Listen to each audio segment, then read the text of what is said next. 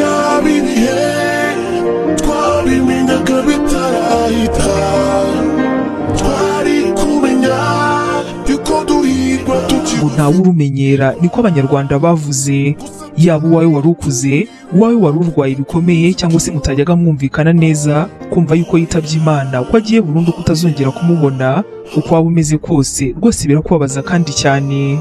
Buri wese muri twe afite umuntu we yabuze yarangiza akababara mu buryo bukomeye, ari nayo mpamvu mpereye kuko kwihanganisha niba warabuze uwawe.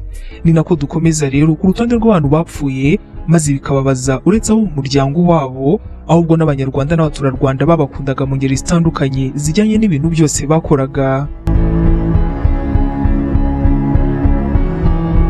Hirwa Henry ni umwe mu bantu bitabye Imana maze bikababaza benshi mu babakundaga. Ku itariki ya mbere y'ukwezi kwa 12 umwaka wa 2012 nibwo umuhanzi Hirwa Henry waririmbaga mu itsinda rya KGB yitabye Imana, aho yarohamye mu kiyaga cya Muhazi mu ntara y'Uburasirazuba. Uyu muhanzi wakundwaga n'abatari bake akaba yaritabye Imana afite imyaka 27 aho yarakiri ingaragu. Umunsi w'urupfu rwe washenguye benshi mu bamukundaga, aho batabashaga kwiyumvisha uko uyu nguyu wari ukiri muto yitabye Imana arohamye noneho mu kiyaga. Na nyuma y'umwaka yitabye Imana, benshi barimo na mushiki wari warabaye Miss Rwanda 2012 ntabwo yigeze abasha kubyakira. Hashize umwaka yitabye Imana, mushiki we akaba na nyampinga w'u Rwanda umwaka wa 2012 Mutesi Aurore, abinyujije ku rukuta rwe rwa Facebook, Miss Mutesi Aurore yaranditse ati: nakomeje kugira ngo ni inzozi mbi, ntekereza ko igihe kizagira ngo nkanguke nongere nkubone, maze nimbiri mu mutima wanjye ishire, maze uganirire mubwire iby'inzozi. Ariko mama, ntabwo ari inzozi, nubwo umutima nyangira kubyemera, ukaguma umbwira yuko isaha iyo ari yose nkanguka nkakubona. Miss Aurore yakomeje avuga yuko kuba atagifite uwo yita musaza we nabyo bimushengura umutima. Ati: umwaka urashize ariko kuri njye bisa nkaho inkuru y'incamugongo aribwo nyiyumva, kwemera ko ntagira uwo nita musaza wanjye sinzi uko hari igihe kizagera nkabyumva. Hirwa Henry yari yarahoze aririmba mu itsinda rya KGB, aho yari kumwe na Rurangwa Gaston wamenyekanye ku izina ry'ubuhanzi rya Skizzy ndetse na MYP.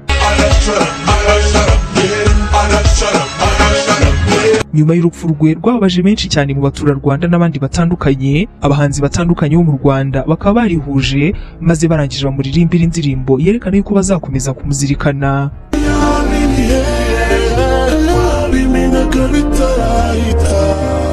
Denis Nsanzamahoro wari waramenyekanye ku izina rya Rwasa, nawe ni umwe mu bapfuye maze abanyarwanda benshi bakababara. Abantu benshi bari bavuga ngo isoko ryarapfuye, ko ntabwo isoko ryigeze riva, ko abanyarwanda ntabwo kuvuga ngo isoko ryarapfuye nuko abanyarwanda baba batakiri filime.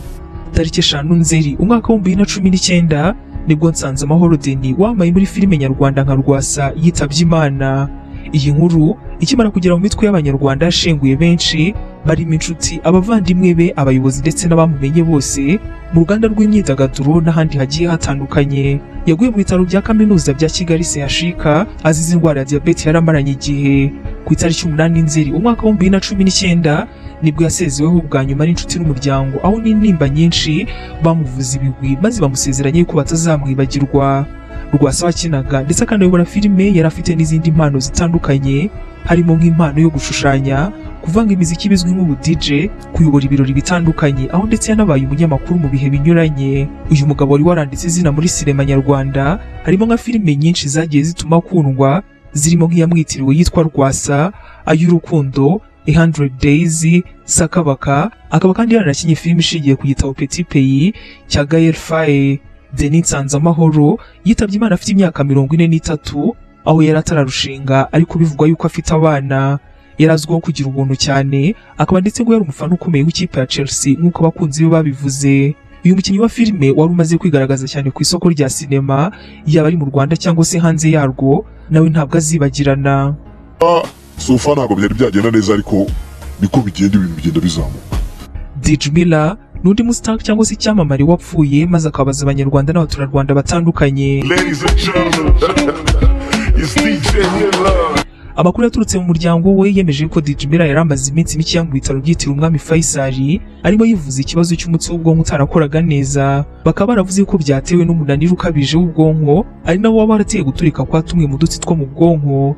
Ikizwi nuko yari amaze iminsi 5 ashyizwe mu bitaro ngo avurwe, bikanavugwa yuko kandi ari uruhande rumwe rutari rugikora neza kubera ubwo burwayi. Gusa mu minsi ibiri ya nyuma yari yabwiye inshuti ze ko ngo arimo aragenda yoroherwa amera neza, ndetse abaganga bari bamubwiye ko babona yuko batazigera bamubaga kuko uburwayi bwarimo bugenda bushira.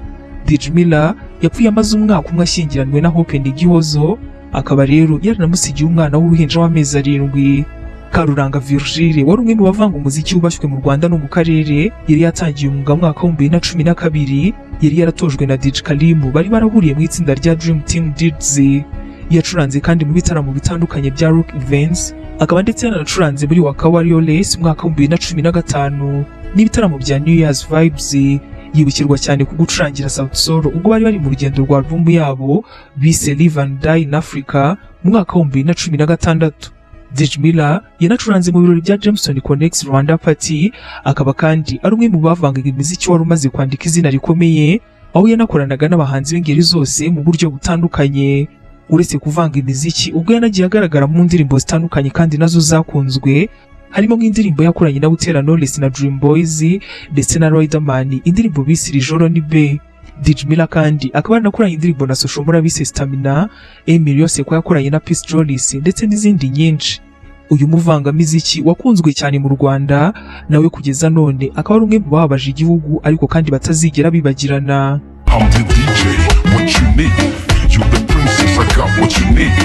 Kizito Mihigo nawe ni umwe mu bantu bari bazwi witabye Imana, maze akababaza abanyarwanda benshi batandukanye.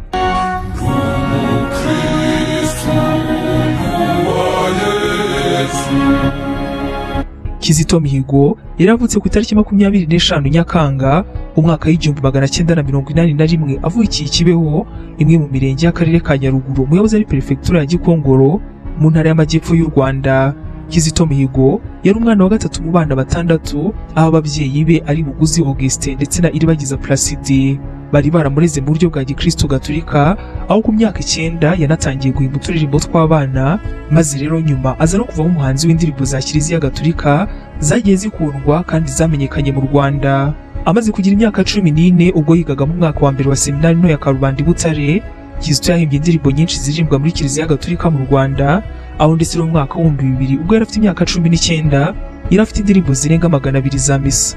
Mu mwaka wa 2001 yagize uruhare mu ishyirwa mu manota ry'indirimbo yubahiriza igihugu. Mu mwaka wa 2003 yagiye kwiga umuziki mu Burayi, maze mu kwezi kwa 9 ku mwaka wa 2008 aza kubona impamyabumenyi yitwa Diplôme de fin d'études, aho yayibonye mu ishuri rya Conservatoire de Musique de Paris mu gihugu cy'Ubufaransa.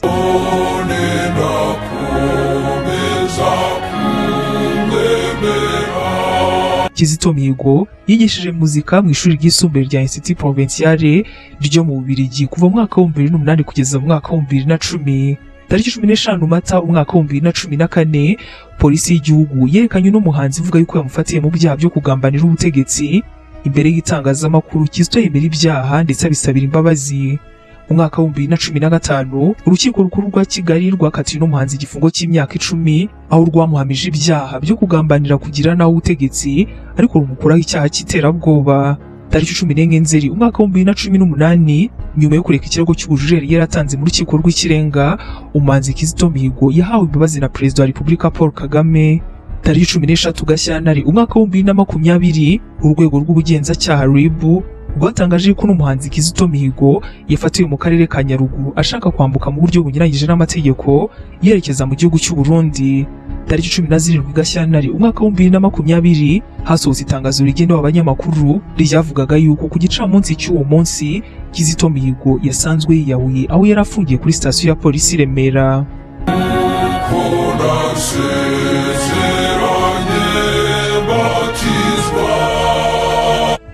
Rubaduka Frank n'undi munyarwanda wababaje abanyarwanda benshi cyane mu buryo bukomeye. Tariki 27 Ukuboza umwaka wa 2020 nibwo icyaga cya Cyohoha cyamize umusore wari umuhanga cyane Rubaduka Frank. Uyu musore yari yagiye mu Bugesera ku kiyaga cya Cyohoha mu kiruhuko cyo gusura ubutaka yari ahafite ndetse n'amatungo ye yarahororeye. Rubaduka Frank yari yamenyekanye cyane mu kiganiro cyitwa Decide X Show cyatambukaga kuri TV1. Uyu musore kandi yari yaranatsindiye amadolari 150 kuri Grant Investment muri Australia, aho yahise akora imishinga itandukanye irimo nka Miss Career Africa, Hire Her Up, All Trust, Talama, Guza Capital, Tanga ndetse na Decide X Group n'ibindi bitandukanye. Uyu musore yari yavukiye mu gihugu cya Uganda aho nyuma umuryango we waje gutahuka nyuma y'uko jenoside yakorewe abatutsi ihagarikwaga. Yarezwe na se nyuma y'uko nyina umubyara yitabye Imana afite imyaka 3, aho ndetse ubuhanga bw'uyu musore bwatumye yemererwa gukorera imishinga ye mu bihugu 12 bitandukanye. Yari umwanditsi w'ibitabo aho yanditse igitabo kigaragaza amakosa yakoze mu buzima ariko kandi aticuza. Mu minsi ya nyuma Rubaduka akaba yarafatanyije na mugenzi we witwa Niyitanga Rick maze bashyira hanze igitabo bise The Four Genius Windows cyangwa se amadirishya y'ubuhanga. Frank yitabye Imana akiri ingaragu, aho umwe mu nshuti ze yabwiye itangazamakuru yuko yabajwe n'uko hari umukobwa yari yarakunze ariko akaba yaritabye Imana atabashije kubimubwira. Gusa kumugura wo kumusezeraho, Alexander yavuze ko Rubaduka yari yaramaze guhitamo itariki yumva azakoreraho ubukwe. Yaranababwiye yuko itariki yumva azakoreraho ubukwe ari 27, nyamara iyo tariki niyo yaje kwitabiraho Imana mu kwezi kwa 12.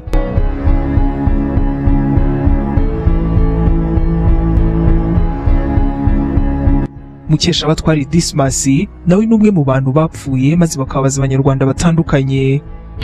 Bose basigaye basiganuza uko nteye. Turi kumbira uko nsanga mu bibazo bapfumbatse cyane kingaki. Maze ngangaye na gica cy'amacandwa kuza kanwa. Ni umugabo wari warambaye cyane mu makinamico kuri Radio Rwanda ndetse no kwambariza ibigo bitandukanye. Mukeshabatware yitabye Imana ku itariki 30 Kamena umwaka wa 2021 azize uburwayi. Akaba rero yaraguye mu bitaro byitiriwe Umwami Faisal, aho amakuru yatanzwe n'umuryango we yavugaga yuko yaramaze iminsi abana n'uburwayi bw'umutima. Mukeshabatware Dismas yari yaravukiye mu karere ka Nyaruguru umwaka w'1950, ari nawe yari yaratangiriye amashuri abanza. Nyuma aje gukomereza yisumbuye muri Setandre ya Mirambo, akomereza amasomo mu bya gisirikari ariko aza kuminuriza mu gihugu cy'Ubirigi aho yarangirije maze ahita agaruka mu gihugu cy'u Rwanda. Mukeshabatware yarakoreye icyahoze ari Remforo ariyo RBA none. Yamamariye cyane mu matangazo atandukanye no kwamamaza, yanyuraga kuri Radio Rwanda aho cyane cyane yamazaga ikinyamakuru Imvaho Nshya ndetse n'andi matangazo yagiye atuma yamamara kandi agakundwa. Akaba yarifatanyaga no kuba umukinnyi w'amakinamico mu buryo busetsa kandi butebya mu itorero Indamutsa rya Radio Rwanda. Yitabye Imana ku myaka 71 y'amavuko aho yari yarashakanye na Mukakarangwa Marie Irene nawe wari waritabye Imana mu mwaka wa 2017. Aba ngaba bombi bakaba bari barabyaranye abana bagera kuri 7.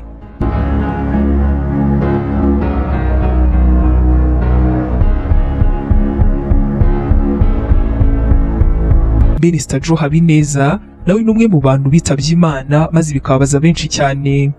Ni ukuvuga ngo nyuma y'akazi ugomba kugira ikintu ahubwo kukurangaza ikintu umva cya passion ukumva uragikunze ukagikurikirana. Ku itariki 20 Kanama umwaka wa 2020 nibwo inkuru y'incamugongo yatahaga u Rwanda ko ari Minisitiri w'Umuco na Siporo yitabye Imana aguye Nairobi mu gihugu cya Kenya.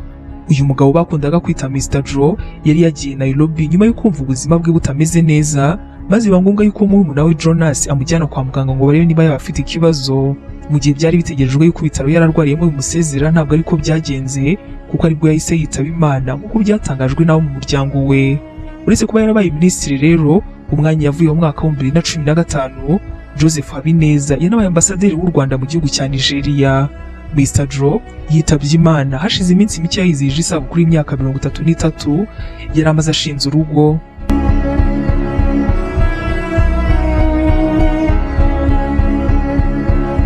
Mu bantu bapfuye barangiza bakababaza abanyarwanda benshi batandukanye, ntabwo twakwibagirwa umuraperi Jay Polly.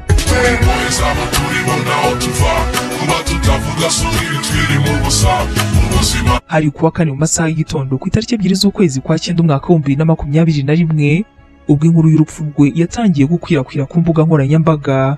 Tuyishimire Joshua benshi bamenye nka Jay Polly yari umuraperi ukomeye mu njyana ya hip hop u Rwanda rwagize kuva ino njyana yamenyekana imbere mu gihugu.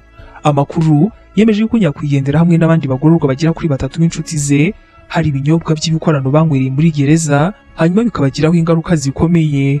Ibyo binyobwa rero bikaba byarakomeje kumugiraho ingaruka ku buryo yakomeje gutaka mu nda, yarangiza akajyanwa no kwa muganga ariko bikamuviramo kwitaba Imana.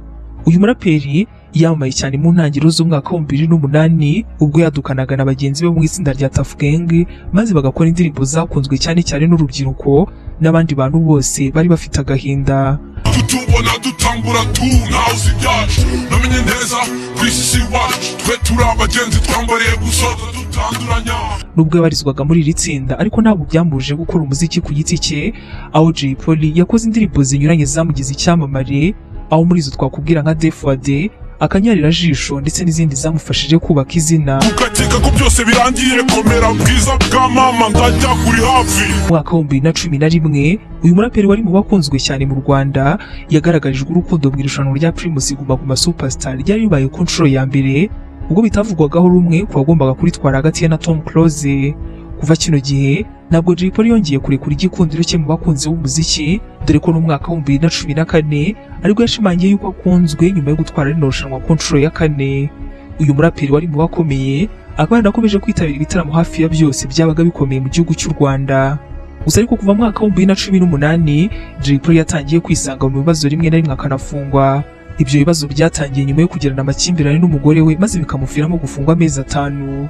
Nyuma yo gufungurwa uno muraperi yakomeje gukora umuziki ndetse akora indirimbo zakunzwe mu buryo bukomeye. Muri Mata umwaka wa 2021 Jay Polly yongeye gutabwa muri yombi akurikiranyweho icyaha cyo gukoresha ibiyobyabwenge, arangije akategwa gufungwa iminsi 30. Yitabye Imana mu gihe yari ategerejwe mu rukiko tariki 2 Ukuboza umwaka wa 2021. Urupfu rwe narwo ni rumwe mu zababaje abamukundaga, Abanyarwanda ndetse n'abaturarwanda bose nyirizina.